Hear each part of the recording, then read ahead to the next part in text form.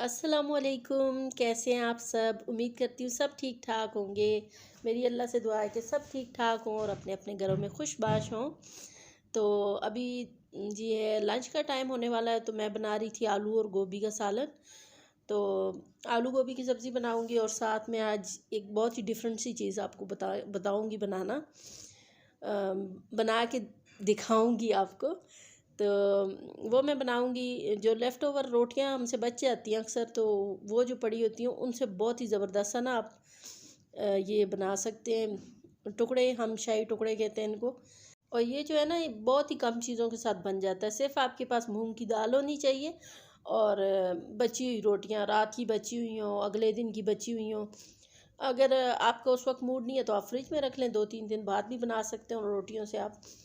तो खैर मैंने तो हमेशा ना तवे की रोटियों से ही बनाया है। अब पता नहीं नान वगैरह से बनते हो, शायद अच्छे बने ना बने, लेकिन हम जो है वो ज़्यादा जो हमारी घर की बनी हुई रोटियां अगर बच जाए ना तो उससे बनाते हैं। तो आज भी मैं बना रही हूँ क्योंकि रात को कुछ रोटियां बच गई थी और इतनी ज़्यादा रोटियां भी नहीं ज़रूरत होती। अगर 2, 2.5 या 3 रोटियां भी हैं तो उससे अच्छा खासा वो बन जाता है। 3-4 लोग आराम से खा सकते हैं। तो अभी मेरे पास 2-3 रोटियां बची हुई थी, तो मैंने सोचा चलो मैं वो बना लेती हूँ। जो बच्चे अगर दाल नहीं भी खाते ना, और ये चीज़ वो भी बड़े शौक से खा लेते हैं। तो इसमें जो है बहुत ही जो है कम चीज़ें डलती हैं। जैसे थोड़ा सा मैंने ऑयल डाला इसमें, और अदरक, सॉरी, लहसुन जो है वो मैंने चॉप किया वो डाल दिया इसमें। तो इसको थोड़ा सा ब्राउन कर लेंगे लहसुन को। लाइट ब्राउन करने के बाद इसमें जो है बाकी चीज़ें जो फिर मैं डालूँगी, उसमें मैं डालूँगी टमाटर डाल दूँगी इसमें। और टमाटर डाल के बाकी जो स्पाइसेस हैं फिर वो मैं आपको बताती हूँ मैं क्या क्या डालती हूँ इसमें। और दाल जो है वो आप साबुत मूंग की जो दाल होती है, ग्रीन छिलके वाली दाल जो होती है वो भी डाल सकते हैं, और धुली हुई जो मूंग की दाल होती है वो भी डाल सकते हैं। तो मेरे पास अभी घर में मूंग की दाल थी, धुली हुई, छिलके वाली नहीं, दूसरी दाल थी। तो वो जो है मैं डाल लूँगी अब इसमें। और साथ साथ आलू गोभी का जो सब्ज़ी है वो भी मैं बना रही हूँ। तो थोड़े से आलू मैंने पहले पका लिए थे, अब इसमें गोभी शामिल करके उसको कवर करके बस दम में पकाऊंगी। और ये तो बस तैयार होने वाली है। तो साथ जो ये लहसुन अब थोड़ा सा ब्राउन होगा तो इसमें मैं डाल दूँगी टमाटर कटे हुए डाल दूँगी। और साथ मसाले में इसमें डालूँगी, मसालों में मैं डालूँगी इसमें नमक, पिसी हुई लाल मिर्चें और कुटी हुई लाल मिर्चें, हल्दी डालूँगी थोड़ी सी, और सफ़ेद ज़ीरा पिसा हुआ डालूँगी, सूखा धनिया पिसा हुआ डालूँगी। तो ये सारे मसाले डाल के फिर मैं इसमें साथ ही दाल डाल दूँगी। तो जब तक टमाटर गलेंगे साथ दाल भी थोड़ी सी पक जाएगी। तो बस इसको ना फिर थोड़ा सा भून के फिर हम इसमें करेंगे कि पानी डाल के उसको कवर करके छोड़ देंगे ताकि दाल अच्छी तरह से गल जाए। तो दाल थोड़ी सी गल जाए, बिल्कुल उसको बिल्कुल नहीं गलाना दाल को, हाफ़ कुक हो जाए, हाफ़ जो है अभी रहती हो। तो फिर हम उसमें जो है ना रोटियों के टुकड़े डाल देंगे, रोटी छोटे छोटे टुकड़े बना के ना उसके, तो वो डाल देंगे।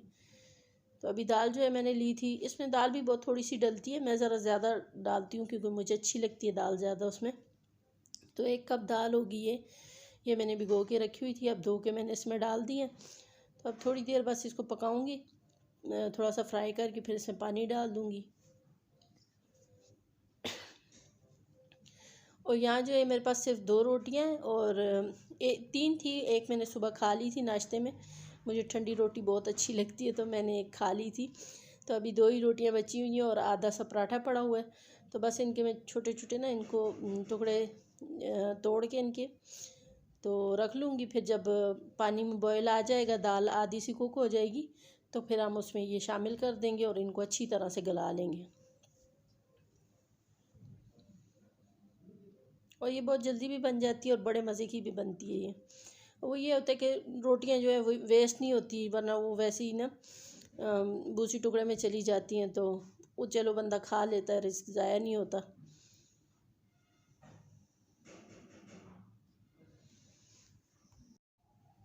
तो यहाँ दाल जो है इसको मैंने भून लिया था अच्छी तरह, टमाटर गल गए थे।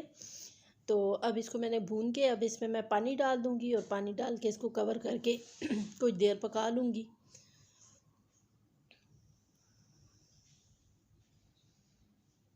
तो पानी आप अंदाजे से डाल सकते हैं, बस इतना कि उसमें थोड़ी देर दाल पके और उसके बाद फिर आप रोटियां डालेंगे, वो भी पकेंगी। तो जब दाल मुझे लगा ना थोड़ी सी गल गई है, तो फिर मैंने इसमें रोटियां भी डाल दी थी। तो अब इनको मैं कवर करके पकाऊंगी, और जब ये पक जाएंगी, बिल्कुल पकने वाली होंगी, तो फिर हम इसके ऊपर ना सब्ज़ मिर्चें और थोड़ा सा पिसा हुआ गरम मसाला डाल देंगे। और यहाँ जो है ये गोभी भी मेरी तैयार हो गई थी, आलू गोभी का सालन भी बन गया था।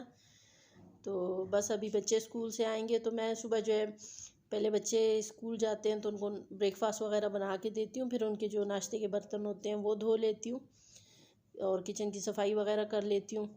फिर उसके बाद मैं पहले सालन वगैरह बनाती हूँ, फिर अपना जो नाश्ता वगैरह करना होता है वो करके फिर बाकी के जो बर्तन होते हैं वो धो के और किचन वगैरह क्लीन करके छोड़ देती हूँ। तो बच्चे भी तब तक आ जाते हैं, साथ साथ फिर उनका खाना वाना भी चलता रहता है। तो इसी तरह से मेरे सुबह से काम चलते हैं। तो अभी ये काफ़ी हद तक ना इसमें पानी जो है वो खुश्क हो गया, और दाल और रोटी भी पकने वाली है। तो अभी मैंने थोड़ी सी इसमें सब्ज़ मिर्चें जो है वो काट के डाल दी थी। तो थोड़ा सा अब मैं पिसा हुआ गरम मसाला भी इसमें डालूंगी, और फिर इनको दम दे दूंगी, और पानी थोड़ा सा और ड्राई हो जाएगा तो बस ये बिल्कुल तैयार है।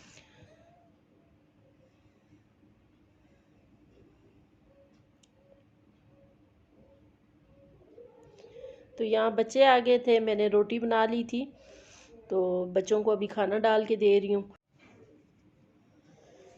तो अब ये थोड़ा सा मैंने इसके ऊपर पिसा हुआ गरम मसाला डाल दिया था, अब थोड़ी देर में इसको दम दे दूँगी, तो बस ये बिल्कुल रेडी है।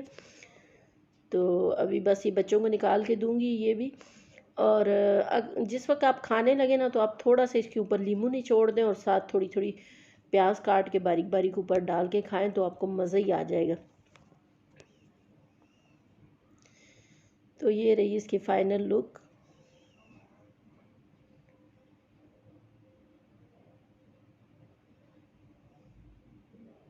आप चाहें तो दाल कम भी डाल सकते हैं, लेकिन मुझे थोड़ा सा ना ज़्यादा अच्छी लगती है दाल बीच में, तो इसलिए मैं ज़्यादा डालती हूँ।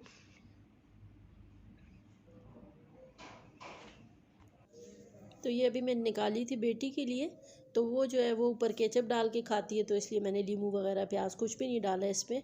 मुझे तो नींबू और प्याज के साथ बहुत पसंद है, लेकिन वो केचप डाल के खाती है, सबकी अपनी अपनी पसंद होती है, तो इसलिए मैंने उसके ऊपर कुछ नहीं डाला, वैसे ही उसको दे रही हूँ अब। तो आप भी ट्राई करें, इंशाल्लाह बड़े मज़े के बनते हैं और बहुत पसंद आएंगे आपको। तो उसके बाद बस जो थोड़े बहुत बर्तन पड़े थे वो मैंने क्लीन कर लिए। वैसे तो रात को भी मैं किचन सारा क्लीन करके सोती हूँ, क्योंकि सुबह फिर बच्चों का ब्रेकफास्ट बनाना होता है, और इतने काम होते हैं, तो इसलिए मैं सारा कुछ साफ़ करके सोती हूँ, सुबह मुझे मसला ना हो ना। लेकिन फिर भी ना सारा दिन ना तो ये काम ख़त्म होते हैं और ना बर्तन ख़त्म होते हैं। सुबह से मैं 2-3 दफ़ा बर्तन पहले भी धो चुकी हूँ, बच्चों के नाश्ते के बर्तन, फिर बाकी मेरे और जो बच्चे घर पे होते हैं उनके नाश्ते के बर्तन, फिर उसके बाद अभी खाने के बर्तन। बर्तन सारा दिन ही चलते रहते हैं, बर्तन कभी ख़त्म नहीं होते।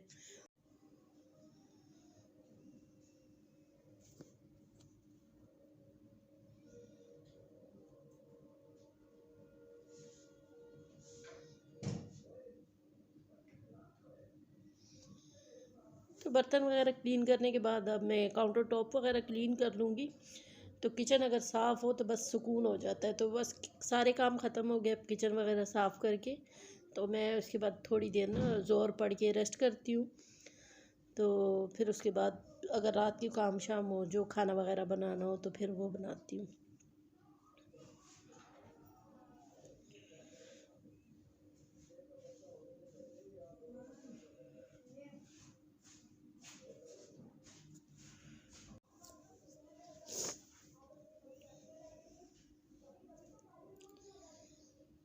तो यहाँ जो है किचन पूरा क्लीन हो गया था, काउंटर टॉप भी पूरे साफ़ हो गए। थोड़े से वो बस बर्तन पड़े हैं कांच के, ये मैंने धोए थे, तो अब खुश्क हो गए, तो अब इनको ना मैं कैबिनेट्स में रख दूँगी। अभी मैंने रखे हुए थे, तो अभी ये शाम का वक्त है, तो यहाँ दूध आया था वो भी मैं बॉईल करने के लिए मैंने रखा हुआ है, और मेरी नंद आई हुई थी तो चाय बना रही हूँ मैं। तो साथ मैंने सोचा चलो कुछ थोड़े से पकोड़े वगैरह बना लेती हूँ। वो यहाँ करीब ही रहती हैं, तो हर दूसरे तीसरे दिन चक्कर लगा लेती हैं। कि उनकी भी थोड़ी सी वॉक हो जाती है और थोड़े उनके छोटे पोती पोता हैं तो उनको भी साथ ले आती हैं, बच्चों का भी दिल बहल जाता है। तो और ये देखे मेरे काम, मैं चाय रख के गई, मैंने वो असल में असर की अजान हो गई थी, तो वो अंदर बैठे थे, मैंने कहा उनको आवाज़ नहीं आएगी तो मैं उनको बता दूँगी नमाज़ पढ़ ले। तो छोटी बेटी जो है वो स्कूल से आके ना ज़ोर पढ़ के सो गई थी, तो उसको मैं उठाने लगी, मैंने कहा बेटा उठो, अजान हो गई, असर की नमाज़ पढ़ लो। तो वहाँ थोड़ा सा टाइम लग गया, तो बस वो पीछे से ना चाय सारी उबल गई। तो बस अभी ये जब ठंडा हो जाएगा चूल्हा, फिर मैं इसकी सफाई करूँगी।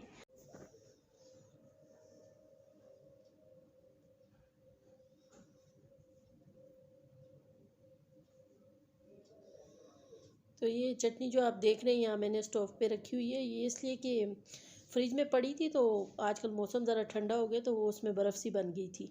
तो अभी मैंने पकौड़ों के साथ रखनी थी, इसलिए मैंने थोड़ा सा ना या चूल्हे के करीब रख ली थी, मैंने कहा इसको थोड़ी हीट मिलेगी तो बर्फ़ पिघल जाएगी। इतनी ज़्यादा नहीं थी, बस थोड़ी थोड़े से वो बर्फ़ उसमें ना हल्की हल्की सी बनी हुई थी, तो मैंने कहा चलो वो सही हो जाएगी चटनी। तो अभी उसी ऑयल में मैं थोड़े से पापड़ फ्राई कर लूँगी, क्योंकि उनके साथ बच्चे भी थे तो बच्चे ज़रा शौक से खा लेते हैं।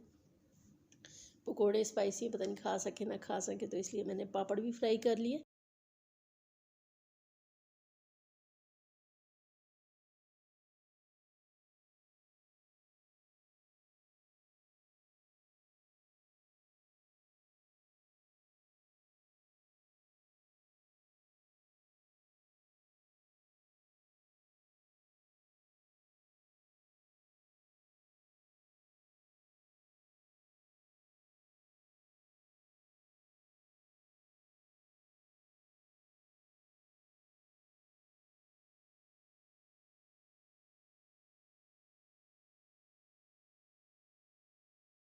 तो बस अभी हम चाय पियेंगे और उसके बाद जो है फिर मैं आपसे मिलती हूँ। तो अभी ये रात के खाने का वक्त, तो यहाँ सबके फरमाइशी प्रोग्राम चल रहे हैं। छोटे बेटे ने कहा था कि गोभी का सालन है तो मेरे लिए उसके साथ पराठा बना दे, तो उसके लिए अभी पराठा बनाया उसको, उसके साथ गोभी दी है, गोभी का सालन दिए, गोभी आलू जो मैंने बनाए थे दिन को। तो बड़ी बेटी जो है उसने कहा है कि मुझे गोभी का पराठा बना के दें। तो उसके लिए अभी जो है ये मैंने गोभी को थोड़ा सा ना मैश करके तो अभी उसको पराठा बना के दूंगी। और बाकी बच्चे जो हैं वो जो जिसका दिल करेगा वो खा लेंगे। तो कुछ रोटी के साथ पसंद करते हैं, कुछ पराठे के साथ, कुछ गोभी भरे पराठे खाते हैं। तो सबकी अपनी अपनी चॉइस होती है। तो थोड़े से वो शाही टुकड़े भी पड़े थे दिन के, मैंने तो वही खाए, मुझे बड़े अच्छे लगते हैं। तो अभी बस मैं रोटियां वगैरह बना लूँ। तो रात 8 बजे तक ना हमारे घर में सब रात का खाना खा चुके होते हैं।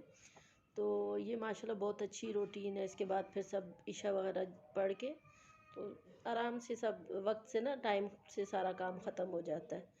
तो बस ये अभी बेटी का गोभी वाला पराठा बन रहा है, उसके बाद मैं कुछ रोटियां बना लूँगी, तो खाने का काम भी अल्हम्दुलिल्लाह ख़त्म हो जाएगा। तो बस जैसे ही मैं मगरिब पढ़ती हूँ उसके बाद मैं रोटियां वगैरह बनाने शुरू कर देती हूँ, तो इशा से पहले हम खाना भी खा लेते हैं।